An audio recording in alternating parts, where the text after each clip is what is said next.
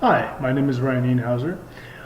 Today I'm going to be walking through an outline of how to conduct a class with the emphasis being on team building and collaboration.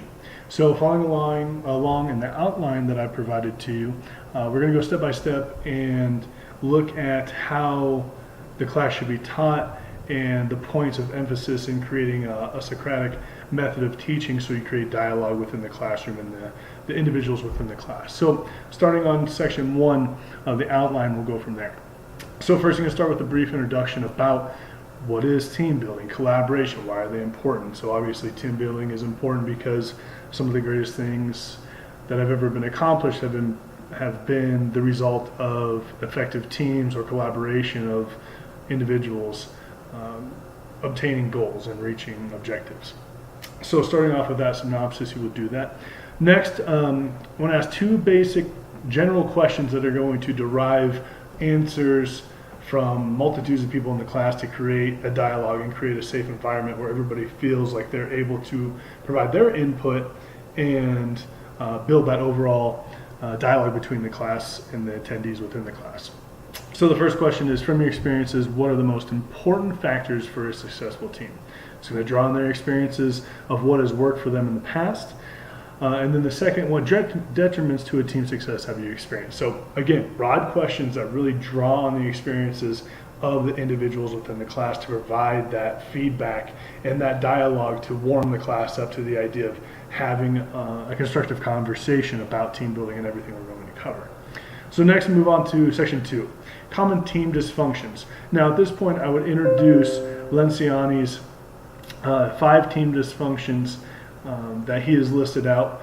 And there is a video associated with this. It's rather long, 36 minutes. You can get the major 5 dysfunctions in about a 7-minute gap. I'm not going to show that video here just because of time constraints, and then also within the class, if you have that kind of time, it's completely up to you. But within each of these secondary points of absence of trust, fear of conflict, lack of commitment, avoidance of accountability, and inattention to results, you want to create a dialogue within the class about how these things come about, what leads to these feelings within team members, and what are the best ways to overcome them, either from experience or just abstract thought going forward within the discussion.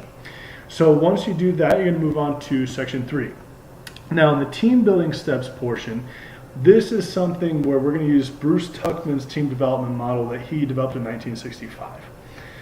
There are 4 major stages. There's a 5th stage that he added later on, which we won't touch on a lot during the class, but it is worth a mention. However, it doesn't necessarily lead to effectiveness of a team. So these you might have to explain a little bit in depth to a class, just if they're not aware of Tuckman's model, but you have the forming, the storming, the norming, and the performing stage. So if you have a class that understands what those are and how they work, that's great, because the dialogue should flow pretty freely in between what those stages are trying to accomplish or need to accomplish and how those things can be accomplished.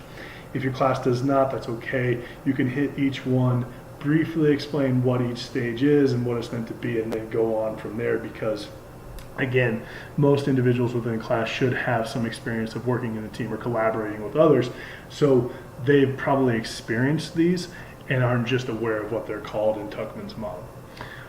Next, moving on to team effectiveness. Now this is where I would play a video. It's a 7-minute video by Tom Wujec's Build a Tower, Build a Team. Now this video is important because it talks a lot about our innate fear of failure. Now this is something when he touches on in the video where individuals as kids don't fear failure. Like they'll do something to failure until they figure it out. For some reason, as we grow up, we fear failure and we stop doing that in our building processes. So after watching Wujec's video, there's a couple of questions you want to be asking the class to create a dialogue to hopefully they understand what's important about Wujec's points and how you can incorporate those into a team. So what are the aspects of Wujec's TED Talk did you find as important to building an effective team? Second, what steps can be taken to incorporate those aspects to make a team successful? So just something you want to work on, create another dialogue within that group, and just draw off of everybody's experiences and their thoughts going forward. last, on the conclusion portion, I would want to pair everybody off into groups of 3 or 4, depending on class size. And the idea of this is to assign 2 responsibilities to each team.